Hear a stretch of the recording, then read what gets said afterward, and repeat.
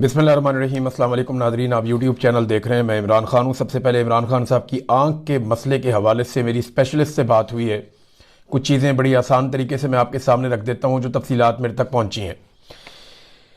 Number एक ये है कि ये जो इमरान खान साहब को बीमारी है, इसमें आंख के अंदर शदीद दर्द होता है और ये दर्द इतना ज़्यादा होता है कि ये नाकाबिले बर्दाश्त हद तक ज़्यादा दर्द होता है। बल्कि एक डॉक्टर को मैं सुन रहा था, वो तो ये कह रहे थे कि मरीज को लगता है कि उसकी आंख ही निकाल दें, इतनी शदीद दर्द होती है। और दर्द की वजह से मुसलसल आंख से जो है वो पानी बहता रहता है और आपको लगातार दर्द बर्दाश्त करनी पड़ती है और ये दर्द को मैनेज करना बहुत मुश्किल है। और जो ड्रॉप्स डाले जाते हैं आंख के अंदर, ये बिल्कुल टाइम ज़ाया करने वाली बात है, वक्त का भी ज़या है और इससे कोई फ़र्क नहीं पड़ता। ये भी मुझे डॉक्टर साहब ने बताया। ये स्पेशलिस्ट हैं बरतानिया में और इसी बीमारी के स्पेशलिस्ट हैं और उन्होंने गुज़िश्ता रात भी 60% एक प्रेशर बढ़ गया था एक मरीज़ का और 2.5 घंटे तक इसी का इलाज उस मरीज़ का किया है और उसको इंजेक्शन दिया गया है। और उसके बाद मेरी उनसे बात हुई डॉक्टर साहब ने, तो उन्होंने सारी डिटेल बताई। उन्होंने कहा जी ये आंख के दर्द से मामला शुरू होता है और पहले 48 से 72 घंटे बहुत इंपॉर्टेंट होते हैं। इंसान को जो दिखाई देना है वो धुंधला होना शुरू हो जाता है और फिर दिखाई देना कम होना शुरू हो जाता है और आंख के अंदर शदीद दर्द होती है। बिनाई लगातार मुतासिर होती रहती है, ड्रॉप से कोई ज़्यादा फर्क नहीं पड़ता और ये खून की बीमारी से इस बीमारी का जन्म होता है। यानी अगर आपके तवातर के साथ ब्लड टेस्ट होते रहे सही तरीके से और आपके ब्लड के अंदर कोई ऐसी चीज़ शामिल ना हो जिससे प्रॉब्लम होती है, तो फिर ये बीमारी जन्म नहीं लेती। लेकिन ये खून की बीमारी से ये बीमारी जन्म लेती है। अब एक बात है कि इमरान खान साहब का ब्लड प्रेशर तो जब भी कभी रिपोर्ट आती थी या डॉक्टर बताते थे वो तो नॉर्मल होता था। तो ऐसा इमरान खान साहब ने क्या खाया या उन्हें खिलाया गया कि उसके बाद उनके ब्लड टेस्ट उनके डॉक्टरों को भी नहीं करने दिए गए, उनकी फैमिली के साथ भी शेयर नहीं किए गए और उसके बाद उनकी आंख के अंदर शदीद दर्द शुरू हो गई। ये जो प्रेशर होता है आंख के अंदर, होता यह है कि जो ब्लड है वो इंसान की आंख के अंदर आकर जमा होना शुरू हो जाता है और एक ब्लॉकेज बन जाती है और उसके बाद वो फैलना शुरू करता है। इंसान की आंख सूजना शुरू हो जाती है और शदीद दर्द होती है, लगातार बिनाई कम होती है। 48 से 72 घंटों के अंदर इसका इलाज शुरू होना चाहिए। इंजेक्शन जो है, ये जो इमरान खान साहब को एक इंजेक्शन लगा है 24 तारीख की रात को, 24 जनवरी की रात को, ये इसके इलाज का एक हिस्सा है। ये जो प्रेशर बनता है इंसान की आंख में जिससे दर्द होती है, उसको कम करने और ब्लॉकेज को मैनेज करने के लिए इंजेक्शन लगाया जाता है और इससे बाद का कामयाबी होती है तो इंसान का विजन वापस आना शुरू होता है। अब इमरान खान साहब ने लगातार ये बताया कि, और वहां पे जो जेलर है उसको आगाह करते रहे गफूर अंजुम को, कि मेरी आंख में शदीद दर्द हो रही है, मेरी आंख की बिनाई जाया हो रही है और मुझे दिखाई ठीक तरीके से नहीं दे रहा। लेकिन कुछ भी नहीं किया गया और ये मुजरिमाना गफलत है। गफलत नहीं है, ये एक जुर्म है कि एक साबिक वज़ीर आज़म बता रहा है कि मेरी आंख लगातार खराब हो रही है, मुझे दिखाई नहीं दे रहा, दर्द शदीद हो रहा है, लेकिन उसके बावजूद नज़रअंदाज किया गया। और वजह उसके पीछे यही है कि पाकिस्तान की मिलिट्री एस्टेब्लिशमेंट या आसिम मुनीर साहब वो नहीं चाहते थे कि इमरान खान साहब का इसका इलाज हो, क्योंकि इलाज होता तो इमरान खान साहब को बाहर लाना पड़ता, ये उन्हें आइडिया था। और अगर बाहर लेकर आते तो फिर ये एक बहुत बड़ा रिस्क हो जाता उनके लिए। तो पहला इंजेक्शन लगने के 28 दिनों के बाद दूसरा इंजेक्शन लगाया जाता है। ये 28 दिन की मुद्दत होती है, 4 हफ्ते। अच्छा, मैंने डॉक्टर साहब से पूछा कि जनाब ये 4 हफ्ते बाद जो इंजेक्शन इमरान खान साहब को लगना है, पहला तो 24 तारीख को लगा और 4 हफ्ते इमरान खान साहब के मुकम्मल हो जाएंगे। आज आप जब ये वीडियो देख रहे हैं तो 13 तारीख है और इमरान खान साहब को इंजेक्शन लगे हुए टोटल 20 दिन हो गए। 8 दिन बाकी हैं, यानी 21 तारीख को इमरान खान साहब को ये इंजेक्शन लगना है। अब मैंने पूछा कि ये इंजेक्शन कितना ऊपर नीचे हो सकता है, तो उन्होंने कहा जी 1-2 दिन से ज्यादा ऊपर नीचे नहीं हो सकता, यानी 21, 22 या 23 तारीख तक मैक्सिमम टाइम है। इमरान खान साहब को ये इंजेक्शन लगाना पड़ेगा या मैक्सिमम ये 21 की जगह 20 तारीख को भी लगाया जा सकता है, इससे ज्यादा इसको ऊपर नीचे नहीं किया जा सकता। तो 24 की रात को इंजेक्शन लगाया, 20 दिन मुकम्मल हो गए हैं, 8 दिन बाकी हैं। 15% विजन का क्या मतलब है? मैंने जब डॉक्टर साहब से ये पूछा तो उन्होंने कहा जी कि इसमें बाज लोगों को इंप्रूवमेंट ज्यादा होती है, बाज को कम होती है, लेकिन जितनी जल्दी मरीज आ जाता है उतनी ज्यादा इंप्रूवमेंट होती है। अब क्योंकि इमरान खान साहब को 3 महीने तक ताखीर में रखा गया, जो 2 या 3 दिन के अंदर उनको अस्पताल लाया जाना चाहिए था, 3 महीने तक ताखीर में रखा गया। अब 3 महीने के बाद 15% विजन उनका वापस आया लगभग, जो क्लेम किया गया है रिपोर्ट के अंदर, तो 15% तो कुछ भी नहीं होता। यानी 15%, मैंने डॉक्टर साहब से पूछा जी 15% विजन का मतलब क्या है? उन्होंने कहा जी आपके सामने कोई जिस्म या कोई चीज मौजूद है तो आपको यह पता चलता है कि वो सामने मौजूद है और आपको धुंधला सा नजर आता है, लेकिन आप उससे पढ़ नहीं सकते, उससे देख नहीं सकते प्रॉपर तरीके से, तो ये ना होने के बराबर ही होता है। 15% तो कुछ भी नहीं होता। फिर एक और बात उन्होंने मुझे बड़ी खतरनाक बताई कि 90% मरीजों में जिनको ये प्रॉब्लम होती है, उनको अगर प्रॉपर इलाज नहीं मिलता तो उनमें जो दूसरी आंख है उसके अंदर भी ये प्रॉब्लम चंद सालों के अंदर आ जाती है। और एक और बात जो, क्योंकि बहुत सारे पाकिस्तानी मुझे मैसेजेस कर रहे हैं और वो ये कह रहे हैं कि वो अपनी आंख इमरान खान साहब को डोनेट करना चाहते हैं। यानी नौजवानों की बहुत बड़ी तादाद है जिन्हें अपनी आंखों से बहुत प्यार होता है। लोग यानी वो अपनी तस्वीरें बना के आंखों की भेज रहे हैं कि मेरी आंख बिल्कुल ठीक है, मैं इमरान खान को डोनेट करना चाहता हूं, मेरा ये नाम है, ये मेरा नंबर है, मैं इस शहर में रहने वाला हूं, मैं अपनी आंख इमरान खान को डोनेट करना चाहता हूं। कैसी कौम है उससे इतना प्यार करती है, लेकिन दूसरी तरफ इकट्ठे ही नहीं होते, निकलते ही नहीं उसके लिए। भाई जिससे प्यार करते हो प्यार का इजहार भी करो ना, ऐसे तो नहीं होता। तो लोग कह रहे हैं जी हम अपनी आंख देना चाहते हैं, मैसेजेस कर रहे हैं। मैंने निकाल के साबिर भाई के प्रोग्राम में मैसेज दिखाया भी, एक कदम मैंने दिखाया भी था। तो मैंने डॉक्टर साहब से पूछा तो उन्होंने कहा जी कि कोई आंख इसमें डोनेट नहीं की जा सकती। ये बीमारी ऐसी नहीं है जो किसी और की आंख डोनेट करके ये आंख ठीक हो जाए।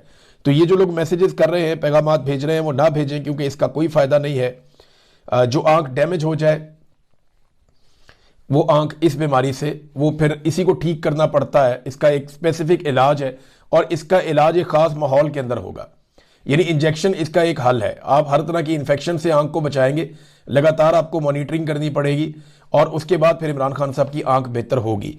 अब इमरान खान साहब ने करना क्या है और उन्हें करना क्या चाहिए, इससे पहले जो गफूर अंजुम है ना, ये एक बहुत घिनौना किरदार है, बड़ा घटिया इंसान है।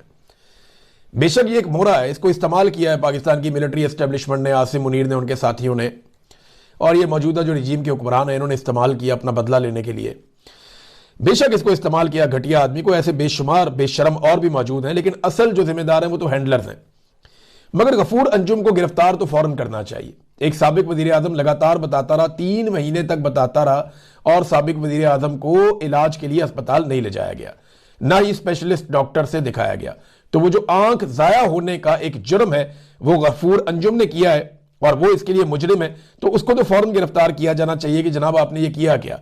आपको जब इमरान खान ने आगाह किया और बार बार आगाह किया और वो ये बता रहे हैं कि मैं इसको आगाह करता रहा और तुमने ये किया, तो क्यों किया।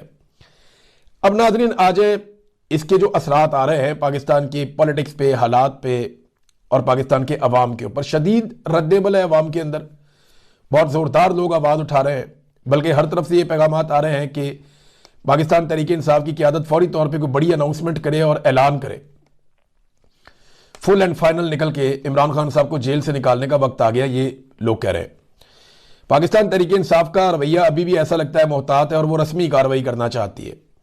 इमरान खान साहब की बहनों ने बहुत शिकवा किया है, लेकिन इससे पहले मैं ये बताऊं कि विक्रांत गुप्ता हैं जी, ये भारत से क्रिकेट के ऊपर कमेंट्री करते हैं। तो विक्रांत गुप्ता ने इमरान खान के हक में बयान दिया, आवाज उठाई। आलमी सतह पे कई लोगों ने इमरान खान के हक में बयान दिया, आवाज उठाई। बैनुल अक़वामी मीडिया में हर तरफ यही स्टोरी चल रही है, टॉप स्टोरीज में से एक है। अमेरिका में, यूरोप में, गल्फ में, इंडिया में, तुर्की में, रशिया में, हर तरफ दुनिया में ये खबर जो है वो टॉप स्टोरी है। तो पाकिस्तान में किसी और एंगल से इसको देखा जा रहा है, लेकिन देखें दूसरे लोग बोल रहे हैं, भारत के क्रिकेट एक्सपर्ट बोल रहे हैं इसके ऊपर, लेकिन इमरान खान ने जिन लोगों को हीरो बनाया उनमें से कोई भी नहीं बोला, एक भी नहीं बोला। जिनका असल में इमरान खान कप्तान था, जहां से उसने आगाज किया और इन सबको हीरो बनाया, उसकी एक आंख जाया भी हो गई और ये नहीं बोले, किसी ने उसके ऊपर आवाज नहीं उठाई। बल्कि यहां पे ऐसे बेशर्म लोग भी हैं जो इमरान भाई करते हैं। वो एक फ्रॉडिया, वो कभी यहां जाता है वहां जाता है, इमरान खान का नाम भी बेचता रहा अपनी जिंदगी में, बेशर्म आदमी। और वो इमरान खान के प्लस्तर का भी मजाक उड़ाता था, याद होगा आपको। ये ऐसे घटिया लोग भी हैं बीच में, लेकिन जिन्होंने इमरान खान के साथ काम किया, उनके अंडर रहकर खेलते रहे, उन खिलाड़ियों ने भी इमरान खान के हक में आवाज नहीं उठाई। वर्ल्ड कप आ रहा है ना, तो यहाँ दिहाड़ी शाड़ी अच्छी लग जाती है, तो यहाँ पे किसी ने आवाज उठाना गवारा ही नहीं किया। अब नाजरीन ने एक एहतजाज का ऐलान किया है, अचकजई साहब ने, अल्लामा राजा नासिर अब्बास साहब ने और पीटीआई ने। लेकिन इमरान खान साहब की बहनों ने शदीद तनकीद की है, जो पार्लियामेंट के नुमाइंदगान हैं पाकिस्तान तहरीक इंसाफ के। उन्होंने कहा जी टिकट लेकर ये ऐवानों में पहुंच गए हैं और आज गिरफ्तारियों से ये खौफजदा हैं। इमरान खान ने खुद कहा कि मैं इतने सालों से गिरफ्तार हूं, ये 1-1.5 महीना गिरफ्तार होने से क्यों डरते हैं। और इनके कंप्रोमाइज़ होने का ताना भी दिया इमरान खान साहब की बहनों ने, और काफ़ी मायूस थी वो कि ये आते हैं टिकटॉक बनाकर चले जाते हैं, हमें पुलिस वाले भी ये ताने देते हैं, हम पर हंसते हैं। तो ये तो तनहा छोड़ा इमरान खान को और उनकी बहनों को, ये तो बात सच है। लेकिन अब इन्होंने ऐलान किया है कि सारे सेनेटर्स, पार्लियामेंटेरियंस, वो खैबर पख्तूनख्वा वालों ने भी कहा, पंजाब वालों ने भी कहा कि सारे पहुंचो और पहुंच के इस कॉल के ऊपर धरना दे दो। अब ये सारे अरकान असम्बली धरना देने का ऐलान कर चुके हैं कि ये धरना देंगे कौमी असम्बली के सामने, तो पुरअमन धरना देंगे और कहते हैं जी धरना ख़त्म नहीं किया जाएगा। फिर हम वहाँ बैठ जाएंगे, अपने मुतालबात बता देंगे, जब तक हमारे मुतालबात पूरे नहीं होंगे तब तक ये धरना ख़त्म नहीं होगा। दूसरी जानिब खैबर पख्तूनख्वा को बंद करने की इतलात भी आ रही हैं, ऐसे बहुत सारे लोग नारे लगा रहे हैं कि हम अपने अपने इलाकों में निकल कर खैबर पख्तूनख्वा को बंद कर देंगे। मुराद सईद ने बड़ी फाइनल कॉल देने की बात की, उन्होंने कहा जी सवाबी में इकट्ठे हो जाओ सारे और चलो इस्लामाबाद की तरफ बगैर किसी ताखीर के, इमरान खान को निकालो जेल से। बहुत ड्रामा हो गया है ना, अब तो बेगुनाह एक आदमी को जेल में रखा हुआ है सिर्फ इसलिए कि आसिम मुनीर साहब को अपने बहुत सारे मफादात इसमें नज़र आ रहे हैं और उनकी बनाई हुई हुकूमत ख़तरे में आ जाती है अगर इमरान खान साहब को जेल से निकाला जाता है तो पूरे मुल्क में रोला पड़ा हुआ है। लोग कह रहे हैं जी फैसला कुन एहतजाज करना है, बड़ा इस्तराब है लोगों के अंदर। अब देखते हैं, क्योंकि आज का दिन बहुत डेवलपमेंट वाला है। सुप्रीम कोर्ट ऑफ पाकिस्तान का फैसला तो बड़ा ही कमज़ोर था, उन्होंने ना फैमिली से मुलाकात की बात की है, ना इमरान खान साहब के ज़ाती मुआलिजीन की बात की है। यानी कोई ऐसी चीज़ नहीं जिस पर ट्रस्ट किया जा सके। हुकूमत कहती है जी, ये अदालत कहती है उन्हें हुकूमत के ऊपर ट्रस्ट है, यानी ये चीफ जस्टिस कहते हैं जी हुकूमत के ऊपर ट्रस्ट है। तो ठीक है जी, आपको एक दूसरे पे ट्रस्ट है, आप उन पे ट्रस्ट करते रहे। उन्होंने इमरान खान की आंख की बिनाई ज़ाया कर दी। अब हुकूमत की ख्वाहिश ये है कि वो इस सारे मामले को अगर इमरान खान साहब को इलाज करने के लिए निकालना पड़े तो इसको एक डील का तासुर दे दें। बहुत सारे टाउट्स इसके ऊपर बोलना शुरू हो गए, बहुत सारे सहाफ़ी बोलना शुरू हो गए। चंद हकायक मैं आपके सामने रख देता हूँ कि इमरान खान से आज तक क्या क्या मुतालबे किए गए। ये 9 मई के बाद से लेकर अब तक की मैं आपको बात बता रहा हूँ, उससे पहले वाले मुतालबात अपनी जगह पे हैं। पहला मुतालबा इमरान खान से ये किया गया था कि माफ़ी मांगो और सियासत छोड़ दो, वो नहीं माना। फिर कहा गया जी माफ़ी मांगो, मुल्क से बाहर चले जाओ 3 साल के लिए, वो भी नहीं माना।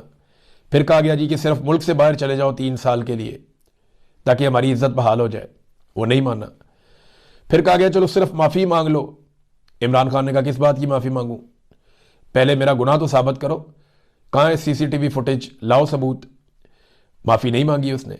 फिर कहा गया अच्छा सिर्फ जो मौजूदा सेटअप है ना इसको चलने दें और बनी गाला चले जाओ या केपीके चले जाओ, लेकिन मौजूदा सेटअप जो है इसको कबूल कर लें आप और अपोजिशन का किरदार अदा करें। इमरान खान ये भी नहीं माने। फिर बाद में एक ऑप्शन आई कि जनाब 2 साल की आप खामोशी इख्तियार कर लें, 2 साल के बाद आप पॉलिटिक्स कीजिएगा, फिर नए इलेक्शन आ जाएंगे। इमरान खान साहब ने आज़ादी की ये ऑफर भी टुकरा दी। उसके बाद इमरान खान को कहा गया अब जो आखिर ऑफर 2 आई हैं, एक तो ये कि 3 महीने का कहा गया और अब 2 महीने का कहा जा रहा है। मैं इस वक्त आपको ये बता रहा हूं कि इमरान खान साहब को आखिर तक यहां तक भी कहा गया या पैगाम पहुंचाया गया बराह रास्त कि जनाब 2 महीने तो कम से कम चुप कर जाएं, मामलात को बेहतर होने दें। लेकिन आखिरी इतला तक इमरान खान ने अपने लिए कुछ नहीं मांगा, सवाए इसके कि उसने कहा जो सर्वाइवल के लिए बुनियादी ज़रूरियात की चीज़ें हैं, जो मेरा हक है बस वो मुझे दे दी जाए, मेरी घर वालों से बातचीत करवा दिया करें बस। और ये जो आखिरी मुलाकात है ना, इसमें इमरान खान ने कौम के नाम कोई पैगाम नहीं भेजा। इमरान खान ने शायद ये पहली ऐसी मुलाकात है और आखिरी थी इस दफ़ा, तो इमरान खान ने कौम के लिए कोई पैगाम नहीं भेजा। लोगों के लिए इसमें बहुत बड़ा पैगाम है कि अब वो पैगाम भी नहीं भेजता आपको। तो मेरा जो इमरान खान साहब को मशवरा है ना, वो बड़ा सादा सा है। देखिए, जब मैं जबरी तौर पे लापता था ना, तो बहुत बुरी हालत में वापस आया था। मैं आपको सच बताता हूं तो मैं सही तरह चल भी नहीं सकता था। सच्ची बात यह है कि मुझे दौरे पड़ते थे। ये भी सच है कि मैं स्पीड और डिस्टेंस को जज नहीं कर पाता था, गाड़ी नहीं चला पाता था, बॉल कैच नहीं कर पाता था, छोटी छोटी चीज़ें। मैं सोते हुए उठ के बैठ जाता था, यानी अजीब अजीब चीज़ें, मैं वो रिपीट भी नहीं करना चाहता, बोल नहीं पाता था सही से। तो जब ये सारी चीज़ें हो रही थी ना, तो मुझे मेरे एक दोस्त ने, मेरा भाई है, उसने मुझे बड़ा ज़बरदस्त मशवरा दिया। क्योंकि मैंने पहले दिन घर आके कहा था अब मेरी बारी। गुस्सा तो बहुत था मेरे अंदर, जो मेरे साथ किया ये सही ने। तो मैंने घर आते ही अपने अम्मी अब्बू को बताया, भाइयों को बताया, मैंने कहा मेरी बारी। लेकिन मेरे एक बड़े खैर ख्वाह ने मुझे एक मशवरा दिया। उसने कहा ये लड़ाई लड़ने के लिए आपको अपने जिस्म में ताकत चाहिए, आपको अपनी आवाज़ में एतमाद और ताकत चाहिए। इस हालत के अंदर ये लड़ाई आप 2 दिन भी नहीं लड़ सकते, ये लड़ाई बहुत लंबी है। तो पहले अपने आप को मजबूत करो, अपने पैरों के ऊपर खड़े हो जाओ, अपना बैलेंस ठीक कर लो, अपने आप को मजबूत करो, फिर अपनी और अपने मुल्क की लड़ाई लड़ो। मेरे पे लोगों ने बड़ी बकवास की, बहुत लोग भौंकते रहे, कभी कुछ कहते रहे, कभी कुछ कहते रहे, उसमें मेरी अपनी फील्ड के लोग भी हैं, लेकिन मैं चुप करके अपने आप को सेट करता रहा। बहुत लोगों ने बड़ा कुछ भौंका कि जनाब इसको ये किया जा रहा है, इसको लॉन्च किया जा रहा है, इसको तैयार किया जा रहा है, अब ये करेगा, ये वो करेगा। भौंकने वाले भौंकते रहे और मैं तैयारी करता रहा। मैंने तैयारी की, जिस दिन मुझे लगा मैं ठीक हूं, मैंने काम शुरू कर दिया। सबको जवाब मिल गया, तगड़ा जवाब मिल गया, सबके मुंह बंद हो गए, और मैं तब से अब तक अपना काम कर रहा हूं। और जिनको तकलीफ होती है उनको हो रही है, आज भी हो रही है। मेरा मशवरा इमरान खान साहब को यह है कि वो अपने इलाज के ऊपर फोकस करें, अपनी सेहत के ऊपर फोकस करें। उनके पास सेहत रहेगी, जिस्म में ताकत रहेगी, तो वो इस लड़ाई को लंबे अरसे तक लड़ेंगे। ये छोटी लड़ाई नहीं है, 1 या 2 दिन की लड़ाई नहीं है। ये भौंकने वाले भौंकते रहेंगे, जिनके मुंह को बीमारी लगी हुई है ना, इंसान अपनी जान भी दे देना तो उनका मुंह बंद नहीं कर सकता। अरशद शरीफ इस दुनिया से चला गया। जिन्होंने नहीं मानना उन्होंने नहीं मानना, और जिन्होंने प्यार करना है उन्होंने आपके साथ प्यार ही करना है। तो इमरान खान साहब, जो लोग आपको मानते हैं या आपसे प्यार करते हैं, वो आपको जिंदा और तंदुरुस्त देखना चाहते हैं। तो ये लड़ाई चलती रहेगी, लंबी लड़ाई है, लेकिन इस लड़ाई को लड़ने के लिए जिस्म में ताकत चाहिए और तंदुरुस्ती चाहिए, और उसके लिए आपको पूरी कोशिश करनी चाहिए। जख्मी आदमी वैसी लड़ाई नहीं लड़ सकता जितनी एक तंदुरुस्त आदमी लड़ाई लड़ सकता है। तो पहले अपने आप को ठीक कीजिए। मैं क्योंकि इस सारे में से एक दफा गुजरा हूं, तो मैं ये जानता हूं कि ठीक होना कितना जरूरी है। आप कमजोरी के आलम में जो लड़ाई लड़ते हैं ना, उसमें उतनी जान नहीं होती। ये चंद हफ्तों की बात है या 1-2 महीनों की बात है। अपने आप को सेट करें, पूरी ताकत से वापस आए। ऐसी तैसी इनकी ये सारे मुंह बंद हो जाएंगे इमरान खान के एक स्टेटमेंट के बाद। और एक बात तो इमरान खान साहब खातिर जमा रखें कि नवाज शरीफ और जरदारी, ये कौम आपको कभी नहीं समझेगी। जो कैद आपने काट ली है, जो तकलीफ आपने और आपके लोगों ने काट ली है, कौम इस फर्क को अब समझती है। उन्हें पता है कि इमरान खान क्या है और जरदारी और नवाज किसका नाम है। लोग जानते हैं अच्छी तरह। इससे फर्क नहीं पड़ेगा। जिनके मुंह को बीमारी लगी हुई है ना, उनकी मुंह की बीमारी लगी रहेगी। आप जो मर्जी कर लें, जान भी दे दें, तो उनके मुंह की बीमारी दूर नहीं होगी। लिहाजा फोकस इस बात के ऊपर रखें कि सेहतमंद होकर प्रॉपर तरीके से इस लड़ाई को लड़ना है, क्योंकि ये लड़ाई जीतनी है। ये लड़ाई जीतनी है, और जीतने के लिए ज्यादा तवाना होना जरूरी है। ये मेरा मशवरा है। इमरान खान साहब ज्यादा बेहतर जानते हैं उन्होंने क्या करना है। वो बहुत बड़े लीडर हैं, वो ज्यादा बेहतर फैसला कर सकते हैं। लेकिन मैंने ऐसा किया था कि मैंने पहले अपने आप को मुकम्मल तौर पे ठीक किया। मैं नहीं चाहता था लोग मेरे ऊपर तरस खाएं, मैं नहीं चाहता था कि लोग मेरे साथ हमदर्दी करें। मैं ये चाहता था कि मैं वापस पूरी ताकत से आऊं, इस निज़ाम को जवाब दूं। जितना मैं दे सकता हूं अपनी कैपेसिटी में, अपने काम के अंदर रहते हुए, मैंने वो किया और आज भी कर रहा हूं। अब जनाब, इस वक्त एक और खबर जो बड़ी है वो ये है कि गाजा में फौज भेजने की तैयारियां। अमेरिका से एक खबर आई है और दावा यह किया है अमेरिकी सरकार ने कि गजा इस्तेहकाम फोर्स के लिए मुख्तलिफ ममालिक ने हजारों फौजी मुख्तस कर दिए हैं। अब इसमें पाकिस्तान ने एक दरखास्त दे रखी है, अर्जी अमेरिका को, कि हम अपनी फौज गजा में भेजना चाहते हैं। शहबाज शरीफ खुद जो है वो जा रहे हैं अमेरिका, और हो सकता है कि शहबाज शरीफ की वहां मौजूदगी में इन्हीं दिनों में फौज या किसकी फौज जाएगी इसकी अनाउंसमेंट भी हो जाए। पाकिस्तान में एक जाली सर्वे भी करवाया गया कि 73% पाकिस्तानी जाली सर्वे में कहा गया कि चाहते हैं कि जनाब भेजो फौज। हालांकि हमने जो सर्वे कराया उसमें 1% पाकिस्तानी भी नहीं निकले। कहते हैं तो आज एक और सर्वे करवा लेते हैं, रोजाना सर्वे करवा लेते हैं। ये 5% भी नहीं निकलेंगे, कभी नहीं निकलेंगे, जो कहें कि हम जाना चाहते हैं जनाब गजा और जाके वहां पे अपनी फौज भेजना चाहते हैं, वहां लड़ना चाहते हैं। तो ये हमास को गैर मुसल्लह करना है ना, इसराइल की सरहदों की हिफाजत करनी है, क्योंकि डोनाल्ड ट्रंप की ये ख्वाहिश है, और डोनाल्ड ट्रंप इसराइल के सबसे वफादार साथियों में से एक है। ये सारी दुनिया जानती है। तो नाज़रीन, फ़लस्तीनियों पे ना मैं आपको एक खबर देता हूँ।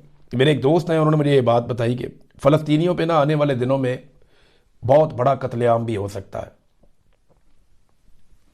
और उस कत्लेआम के बाद मुसलमान मुल्कों की फौजें वहां भेजी जा सकती है, ताकि तमाम मुसलमान मुल्क अपने अपने मुल्कों में फौज भेजे जाने के मामले पर यह चूरन बेच सकें कि जनाब अभी इतना बड़ा कत्लेआम हुआ है, हमें वहां जाने दीजिए, वरना वो सबको मार देंगे। तो इस किस्म का भी एक मंसूबा हो सकता है। ये मेरे एक दोस्त ने जो इंटरनेशनल खबरों पे बहुत ज़्यादा नज़र रखते हैं, वो मेरे से बात कर रहे थे। उन्होंने कहा जी इस बात का बहुत बड़ा खदशा है, और इसके बारे में बात की जा रही है कि एक बहुत बड़ी मनसूबाबंदी हो सकती है कत्लेआम की गाजा में। बहरहाल इन चीज़ों पे हम नज़र रखेंगे। अब तक के लिए इतना ही। अपना ख्याल रखिएगा, अपने इस चैनल का भी। अल्लाह हाफ़िज़।